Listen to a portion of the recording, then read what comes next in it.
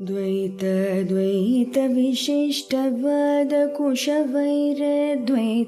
भक्तृर्चितं सार विचार चारु मनसं संखावतं वल्लभम् स्वाप्तानाप्त समस्त जीव सतयं ज्ञानाश्रयमाश्रयम् स्वाप्तानाप्त समस्त जीव सतयं ज्ञानाश्रयमाश्रयम् वन्दे द्वैतगुरुं जगतां धीशङ्करं शङ्करम् वन्दे द्वैतगुरुं जगतां धीशङ्करं शङ्करम्।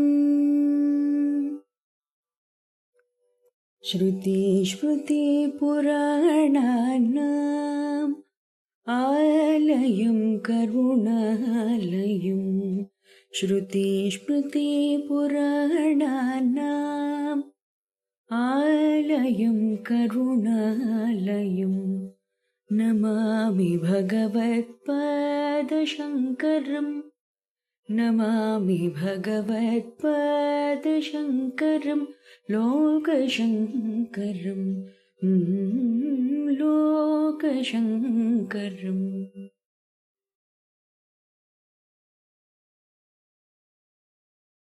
శ్రీ గురుభ్యో నమః. శ్రీశ్రవణ ఛానల్కి శ్రోతలందరికీ కూడాను మరొకసారి స్వాగతం. నిన్నటి వరకు మనం 100 శ్లోకాల్ని పూర్తి చేసుకోవడం జరిగింది. ఈ 100వ శ్లోకం చాలా సుదీర్ఘంగా మనం తెలుసుకోవడం జరిగింది. ఈరోజు 101, 102 శ్లోకాలను వివరించుకుందాం. ముందుగా 101వ శ్లోకం.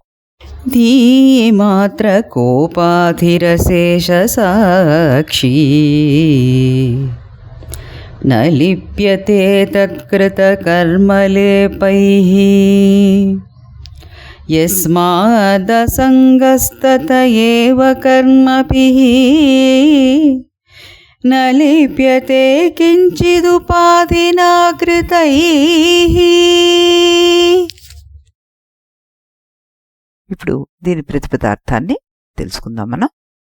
అశేష సాక్షి, సమస్తమునకు సాక్షి అయినట్టి, ధీమాత్ర కోపాది, బుద్ధి మాత్రమే ఉపాధిగా గల ఆత్మ.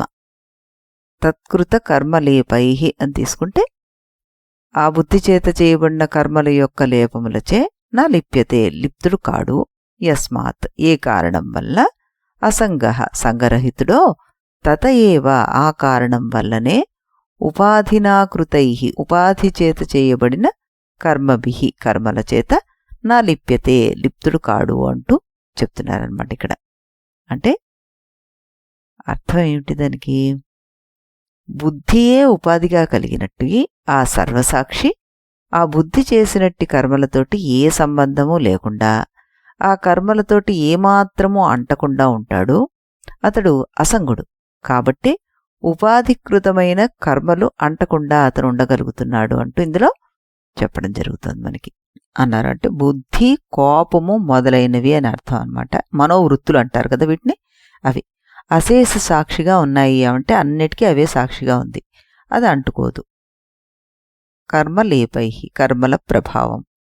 అసంగః, సంబంధం లేని అంటే డిటాచ్డ్గా, ఉపాధినాకృతై, శరీరం మనస్సు ద్వారా జరిగిన పనులను అంటుకోదు అంటూ చెప్పడం జరుగుతుంది అనమాట ఇక్కడ. మనస్సు, కోపము, ఆలోచనలు అన్నిటికీ సాక్షి, కానీ వాటి వల్ల కలిగే కర్మలకు అంటుకోదు. ఎందుకంటే అది అసంగంగా ఉంది, సంబంధం లేనిది అంటూ చెప్పడం జరుగుతుందన్నమాట. సాక్షి స్వరూపం. మనలో ఆలోచనలు వస్తాయి, కోపం వస్తుంది, ఆనందం వస్తుంది, కానీ వాటిని గమనిస్తున్నది ఎవరు? అదే ఆత్మ అన్నమాట. సాక్షిగా ఉండే ఆత్మ అని చెప్తున్నారు. కర్మలు జరుగుతున్నాయి శరీరం ద్వారా, మనస్సు ద్వారా జరుగుతున్నాయి, కానీ ఆత్మ మాత్రం కర్త కాదు, భోక్త కాదు. అసంగత్వం. దేంతో అసంగత్వం? ఏ దేనితోనూ ఆత్మ కలవదు, అది ప్రభావితం అవ్వదు. అది దాని అసంగత్వాన్ని సూచిస్తుంది. ఉదాహరణకి ఆకాశం, పొగ ఉన్నా కలవదు, అందులో మేఘాలు ఉన్నా కలవదు. అలాగే ఆత్మ కూడా అసంగం అంటున్నారు. ఇక్కడ మనకి భగవద్గీతలో బ్రహ్మణ్యాధాయ కర్మణి సంగం త్యక్త్వా కరోతి యః లిప్యతే నస పాపేన పద్మపత్రమివాంబస అంటూ చక్కగా మనకి పద్మపత్రంతో పోల్చి చెప్పడం జరుగుతుందన్నమాట. అంటే ఏం చెప్తున్నారు? కర్మలన్నింటినీ చక్కగా ఆచరిస్తూ కూడాను భగవదర్పణ గావించి ఆసక్తిరహితంగా కర్మలను ఆచరించేవాడు తామరాకు పైన నీటి బిందువుల్లాగా ఉంటాడు, వాడికి ఏ పాపము అంటదు అంటూ చెప్పడం జరుగుతుంది అనమాట. జ్ఞానికి ఏమవుతుంది అన్నది ఇక్కడ చెప్తున్నారు. జ్ఞాని తాను పారమార్థిక సత్యాన్ని అంటే ఆత్మ అని తెలుసుకుంటాడు కదా. ఎప్పుడైతే తాను ఉన్నత స్థాయికి ఎదుగుతాడో అనాత్మ స్థాయికి చెందిన ఈ కష్ట నష్టాలుగా అతనికి చాలా చిన్నవిగా గోచరిస్తాయన్నమాట. అవి ఏమాత్రం అతన్ని చెలింపచేయలేవు. అలాగే జ్ఞానికి ఇక్కడ శరీరం మీద బాధలు ఉండవని కాదు అర్థం. అనారోగ్యం వస్తే శారీరక బాధలు ఎలాగూ తప్పవు, అవి మనం గుర్తుంచుకోవాలి. జ్ఞానం శారీరక బాధల నుంచి విముక్తి కలిగించదు. శారీరక బాధలను సంసారం అని కూడా అనరు వాళ్ళు. మన మానసిక బాధలను సంసారం అంటారు. ఏదైనా వస్తే నాకే ఎందుకు వచ్చింది అని వాపోతాం కదా, జ్ఞాని అలా చేయడు. ఒక చిన్నపిల్లవాడిని చూస్తే అనారోగ్యం వస్తే నాకే ఎందుకు వచ్చింది అని అనుకోడు. దానివల్ల ఎంత ఖర్చు అవుతుంది, ఇంకెంత అవస్థపడాలి, ఇలాంటి మానసిక బెంగలు వాడుకుండవు. ఓపిక లేకపోతే పడుకుంటాడు, ఓపిక ఉంటే జ్వరం ఉన్నా లేచి ఆడుకుంటాడు. జ్ఞాని కూడా శారీరక బాధలకు మానసిక బెంగలను జత చేయడనమాట. స్వతంత్ర యోధుల్లాగా ప్రవర్తిస్తాడు జ్ఞాని. ఒక్కొక్క దెబ్బ తగిలిన కొద్దీ స్వతంత్ర యోధులు వందే మాత్రం అని అరుస్తూ ఉంటారు. నేను ఒక వ్యక్తిని అనుకున్నా, నేను ఒక భారతీయుణ్ణి అని అనుకోగలిగినందుకు వారు దెబ్బలు తట్టుకోగలుగుతున్నారు. అలాంటిది నేను ఒక ఆసియా ఖండవాసిని, నేనొక మానవుణ్ణి, నేనొక జీవిని, నేనొక బ్రహ్మను అనుకుంటే ఆ నొప్పి అంతకంతకు తగ్గుతూ వస్తుంది. ఈ రకంగా జ్ఞాని అహంకారాన్ని జయించే విధానం పెంపొందించుకుంటాడు అంటూ ఇక్కడ చెప్పడం జరుగుతుందన్నమాట. కానీ ఆ జ్ఞానం పొందాలంటే మనం ఉన్నత స్థితిని అర్థం చేసుకోవాలి. ఇది చాలా సూక్ష్మమైన సత్యమే. ఆత్మ ఆత్మ అంటున్నారు, అసలు నిజంగా ఆత్మ ఉందా లేక అది మీ ఊహాగానమేనా అని ప్రశ్నించే వారికి జవాబుగా భగవద్గీతలోని శ్లోకం అన్నమాట. నీ ఉన్నత స్థితిని చేరుకునే వరకు నీ ఇష్టదైవత ప్రార్థన చెయ్యి అంటున్నారు కృష్ణ పరమాత్మ.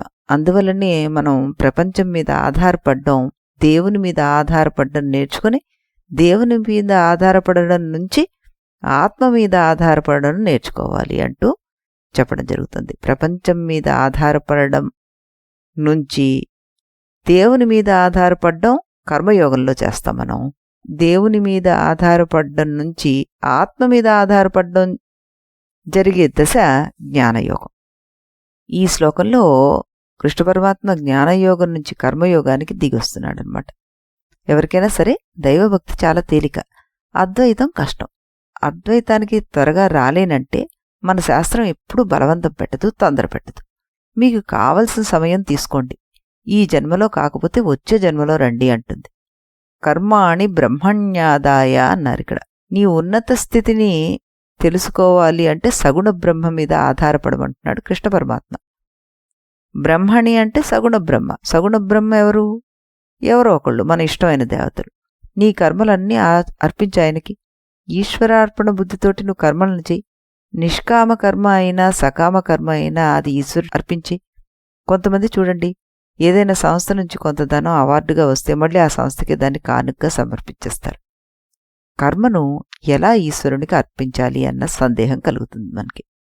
యత్ యత్ కర్మ కరోమి తత్ తత్ అఖిలం సంభో తవారాధనం అంటూ ఒక సంకల్పంగా తీసుకుంటే ఆ సంకల్పం కర్మను ఆరాధనగా మార్చేస్తుంది. ఇలా ఈశ్వర భావంతో చేయడం వల్ల 2 ప్రయోజనాలున్నాయి మనకి అంటున్నారు కృష్ణ పరమాత్మ. 1, చేసిన పనిని శ్రద్ధగా మనస్ఫూర్తిగా చేస్తాం. 2, ఈశ్వరుణ్ణి తలుచుకుని చేయడం వల్ల ఆ కర్మ కాస్త పూజ అయిపోతుంది. పూజ చిత్తశుద్ధిని ఎప్పుడూ కలుగజేస్తుంది కదా. కర్మఫలం గురించి ఎలా ఉండాలి మన ఆలోచన అంటే, కర్మలు 2 రకాలుగా చేస్తాం. కొన్ని కర్మలు కేవలం ఆధ్యాత్మిక ఎదుగుదలకే ఉపయోగపడతాయి. ఉదాహరణకి సంధ్యావందనం. సంధ్యావందనం చేయడం వల్ల లౌకిక ప్రయోజనం ఏం ఉండదు. అలాగే పంచయజ్ఞాలు, వాటిని నిత్య నైమిత్తిక కర్మలు అంటాం. విహిత కర్మలని కూడాను అంటాం. ఇవి చిత్తశుద్ధిని కలగజేస్తాయి. వీటి ఫలితం ఎలా ఉన్నా మనస్సునైతే బాధించవు, ఎందుకంటే వీటి వల్ల లౌకిక సుఖాలు కలగవు కాబట్టి. ఇంకొక రక కర్మలను సకామ కర్మలు అంటాం. వీటిలో మనం ఫలితాన్ని ఆశిస్తాం. అంటే ఒక సంస్థలో పనిచేస్తుంటే దాంట్లో ఎదుగుదల కావాలని ఆశించడం. ఇవన్నీ కామ్యకర్మల క్రింద వస్తాయన్నమాట. ఈశ్వరునికి అర్పించి ఈశ్వర ప్రసాదంగా తీసుకోవాలి. జీతం దేవుని దగ్గర పెట్టి మళ్ళీ తీసుకుంటాం మనం. కొత్త బట్టలు దేవుని దగ్గర పెట్టి కట్టుకుంటాం. కొత్త ఇంటిని దేవుని ఫోటోలతో గృహప్రవేశం చేస్తాం. కొత్త పుస్తకంలో స్వామీజీ సంతకం పెట్టించుకుని వెనక్కి తీసుకుంటాం. నిష్కామ కర్మలో ఏ ఫలితాన్ని ఆశించం కాబట్టి ఏ సమస్య మనకి రాదు. సకామ కర్మలో కూడా ఈశ్వర అర్పణ బుద్ధితో చేస్తే, ఈశ్వర ప్రసాద బుద్ధితో దాన్ని స్వీకరిస్తే జీవితం చాలా ప్రశాంతంగా సాగుతుంది. ఏం జరిగినా ఈశ్వరేచ్ఛ అని అర్థం చేసుకుంటాం. అప్పుడు ఫలితం ఎలా ఉన్నా మనం బాధపడం. దేవుడు ఎన్నడూ అన్యాయం చేయడు. ఒకవేళ అన్యాయం చేసినట్టు కనబడినా కూడా మనకు సరిగ్గా అర్థం కాలేదని అర్థం చేసుకోవాలి. ఒక ఫలం రావడం వెనుక అనేక అంశాలు ఉన్నాయని తెలుసుకోవాలి. మనం పొందిన ఫలం మనకు రావాల్సిన ఫలము మనకు కావలసిన ఫలం కాకపోవచ్చు.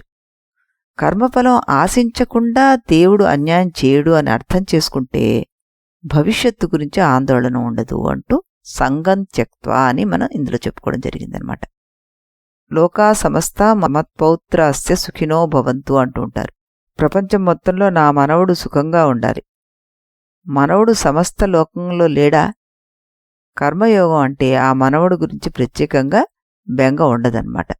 మనస్సు ప్రశాంతంగా ఉంటుంది అంటున్నారు. కర్మయోగి భవిష్యత్తు గురించి ప్రణాళికలను చేస్తాడు, కానీ ఫలం ఏదొచ్చినా ఆందోళన చెందడనమాట. అందువల్ల ఫలం గురించి ఆశించకుండా మనం పనిచేస్తే ఆ పాపం లేదా పుణ్యం ఏది కూడాను అంటదు. చిత్తశుద్ధి కోసం ప్రార్థన చేస్తే ఆ కర్మ సరిగ్గా చేయకపోయినా ఆ పాపం అంటదు. కానీ అదే కామ్యకర్మగా చేస్తే ఆ పూజ సరిగ్గా చేయకపోతే అనుకున్న ఫలం రాకపోగా ఒక్కొక్కసారి బెడిసి కొట్టవచ్చు కూడా. అందువల్ల అతని జీవితం ఎలా ఉంటుంది అంటే, ఈ కర్మయోగికి కర్మయోగి అంటే ఇక్కడ అర్థం ఎవరైతే ఫలాన్ని ఆశించకుండా చేస్తాడో అతను కదా. అతనికి జీవితం ఈ రకంగా చేస్తాడు కాబట్టి తామరాకు మీద బొట్టులాగా హాయిగా ఉంటుంది అంటూ ఇందులో చెప్పడం జరిగింది. దీనికే మనకి అనాదిత్వాన్ నిర్గుణత్వాత్ పరమాత్మా అయం అవ్యయః శరీరస్థోపి కౌంతేయ నా కరోతి నా లిప్యతే అన్నారు. అంటే సమస్త ప్రాణుల హృదయాల్లో పరమాత్మగా స్థితమై ఉన్న భగవంతుడు ఎప్పుడూ శరీరంతోటి అనుసంధానం కాడు, లేదా దేహం యొక్క స్థితిగతుల చేత అతను ప్రభావం కాడు. భౌతిక శరీరంలో ఉన్నంత మాత్రాన ఆయన ఏ కోశాన భౌతిక పరంగా అవ్వడనమాట. ఆయన కర్మ సిద్ధాంతానికి అతీతుడు మరియు జనన మరణ చక్రానికి లోబడి ఉండడు. కానీ ఇవి జీవాత్మకు అనుభవంలోకి రాదు.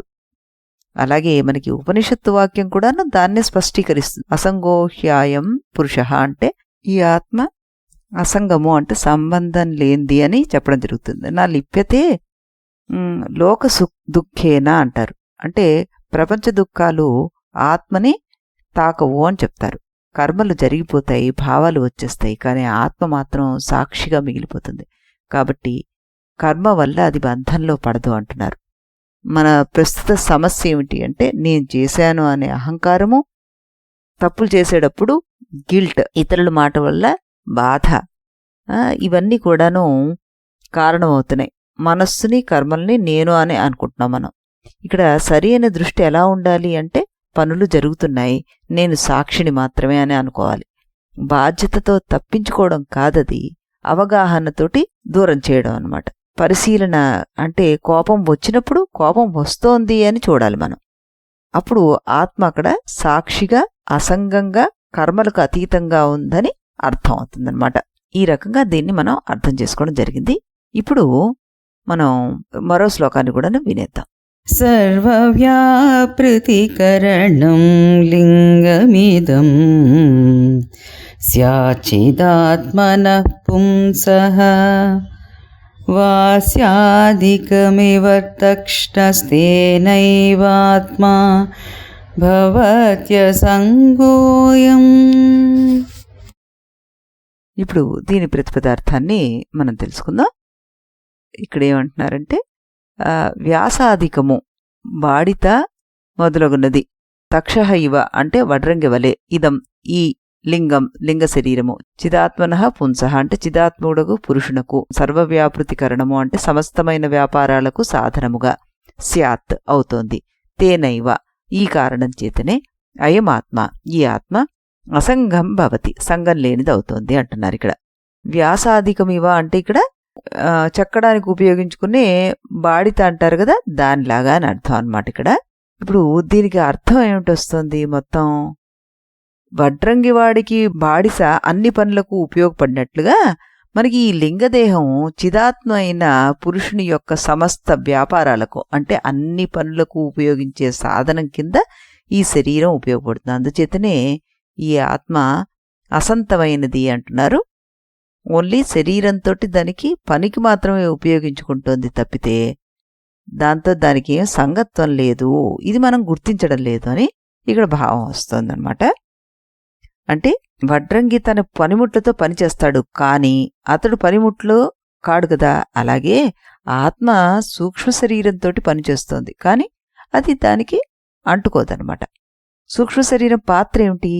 ఆలోచనలు, నిర్ణయాలు, అనుభవాలు, వీటన్నిటి మీద సాధన. అంటే జీవుడు ప్రపంచంలో పనిచేయడానికి ఈ లింగ శరీరం ఉపయోగపడుతుంది. ఉపమానంగా మనకి ఇక్కడ ఈ వడ్రంగివాడి పనిముట్టు గురించి చెప్పడం జరిగిందనమాట. మరి ఆత్మ మనస్సు, బుద్ధి, ఇంద్రియాలను వాడుకుంటుంది, కానీ వాటితో కలిసిపోదు అన్నది మనం అర్థం చేసుకోవాలి. ఆత్మ ఏమో పనులు చేసినట్టుగా కనబడుతుంది, కానీ నిజానికి అదేం చెయ్యట్లేదు. ఎందుకు మరి? అది సాక్షిగా ఉంది కాబట్టి అంటున్నారు. శరీరస్థోపి కౌంతేయ నా కరోతి నా లిప్యతి అంటూ శరీరంలో ఉన్నా కూడాను ఆత్మ పనిచేయదు అంటూ మనం ఇప్పుడే చెప్పుకోవడం జరిగింది కదా. అలాగే ఇప్పుడున్న ప్రపంచంలో మనందరం కూడా ఆలోచిస్తున్నది ఏంటంటే నా ఆలోచనలంటేనే నేను, నా పనులంటేనే నేను అంటున్నాం. దాంతో ఒత్తిడి, బాధ, అహంకారం ఫలితంగా మిగిలిపోతున్నాయి మనకి.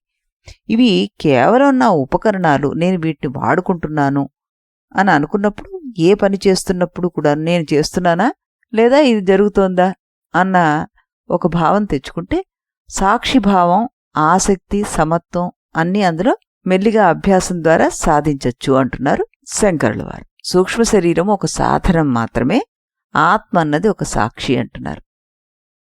కర్మలు మనకి సాధనల ద్వారా జరుగుతాయి.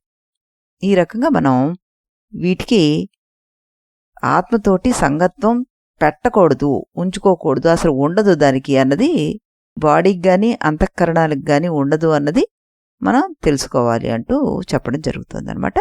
మళ్ళీ మనం రేపు మరో 2 శ్లోకాలతోటి ఇదే ఛానల్లో ఇదే సమయానికి కలుద్దాం. అంతవరకు స్వస్తి. ఇది గురువాక్యం, ఇది గురువాక్యం, విధి వేదాంతం విదితారకమితి బ్రహ్మము. ఇది గురువాక్యం, విధి వేదాంతం విదితారకమితి బ్రహ్మము. ఇది మొదలిది నడుమిది తొది, తెలిసిన వాడేవాడుగా. ఇది మొదలిది నడుమిది తొది, తెలిసిన వాడేవాడుగా. ఇది గురువాక్యం, విధి వేదాంతం విదితారకమితి బ్రహ్మము. ఇది గురువాక్యం.